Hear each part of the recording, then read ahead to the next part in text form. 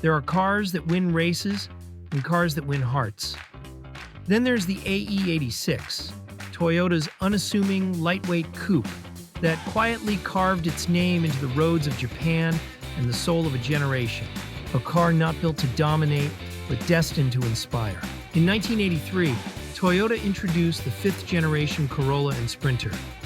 It was a practical family car, built to be efficient, reliable, and affordable. Among them, the AE86 stood out. Toyota offered two body styles, the Sprinter Trueno with pop-up headlights and the Corolla 11 with fixed lights. Both shared the same secret. They were rear-wheel drive in a front-wheel world. Most automakers had moved on, but Toyota kept the spirit alive. Not because they were chasing racing glory, but because the chassis had potential. It was light, nimble, balanced, and cheap. A blank canvas. At the heart of the AE86 lies the 4AGE, a 1.6-liter DOHC inline-4 engine developed in collaboration with Yamaha. It produced about 128 horsepower, but more importantly, it loved a rev. It featured an aluminum head, 16 valves, and TVIS, Toyota Variable Induction System, enhancing torque in the low and mid-range RPMs. It gave drivers a usable, fun power band without relying on forced induction. But it wasn't just the engine. The AE86 featured a limited-slip differential option, disc brakes all around, and lightweight construction.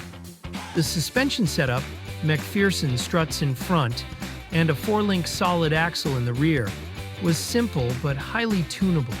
It was raw, mechanical. It let you feel the road, every vibration, every slip of traction.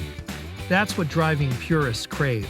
Toyota didn't heavily campaign the AE86 in international racing, but it still found success in grassroots motorsport, rally, touring car racing, and time attack.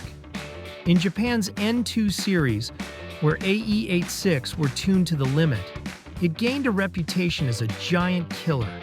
And in rallying, its rear-wheel drive layout and high-revving engine made it a fan favorite on gravel stages.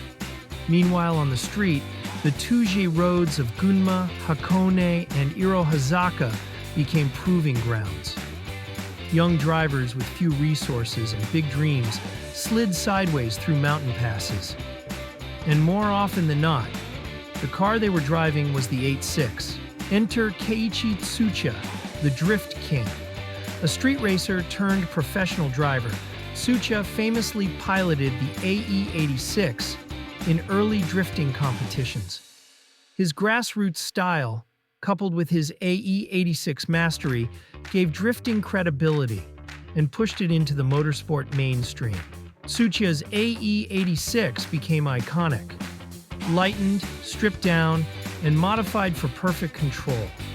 He showed that drifting wasn't just reckless fun.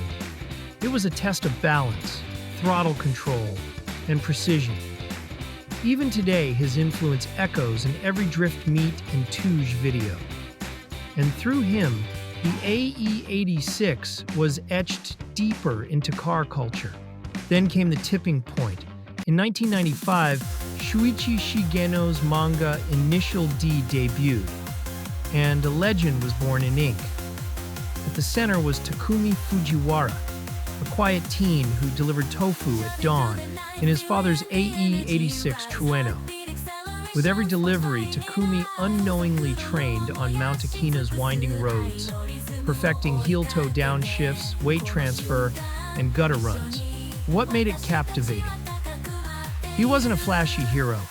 He didn't care about racing. But he was fast, unreasonably fast.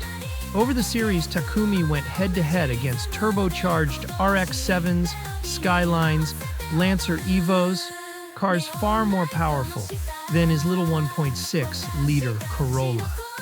But what he lacked in horsepower, he made up for in instinct and technique. And the AE86, it wasn't just a car, it became a symbol of humility, passion, and pure driving. Across the world, fans of Initial D and drifting began to hunt down AE86. Tuners modified them with 20-volt engines, Turbo kits, wide-body kits, ITBs, and even modern engine swaps, beams, 1UZ, 3S GTE. Some restored them to stock perfection. Others built exact replicas of Takumi's car, right down to the Fujiwara tofu decals and Watanabe wheels. Despite the limited power, the AE86 responds beautifully to tuning. The chassis remains neutral and forgiving. The aftermarket support is still thriving, and thanks to its simple mechanics, it's a tuner's dream. You don't need to spend a fortune to build one, but many do, because love, obsession, and nostalgia have no price. 3 decades later, Toyota paid tribute to the AE86's legacy. In 2012, the Toyota GT86, also known as the Scion FRS and Subaru BRZ, was born.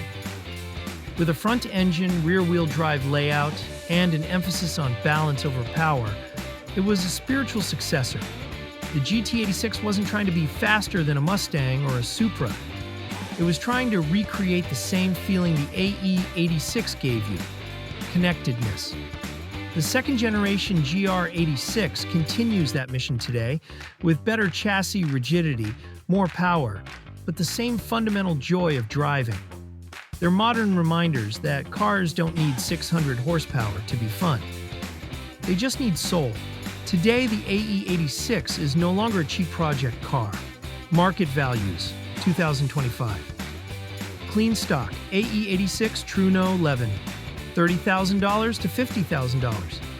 Fully restored or high-spec modified builds, $60,000 to over $100,000. Initial D tribute cars, mint, $70,000 plus, depending on accuracy and condition. Rare models, Black Limited, GTV. Highly collectible, often exceeding $80,000. And yet, even with rising prices, the AE86 continues to draw in new fans. Gamers, drifters, restorers, anime lovers. It's not just a car, it's a chapter in automotive history. The AE86 wasn't made to be a hero. It didn't dominate Formula One or break Nürburgring records. But it taught a generation what driving truly means. It taught us that it's not the car, it's the driver. And sometimes the smallest engine in the lightest shell, driven with the most heart, becomes a legend.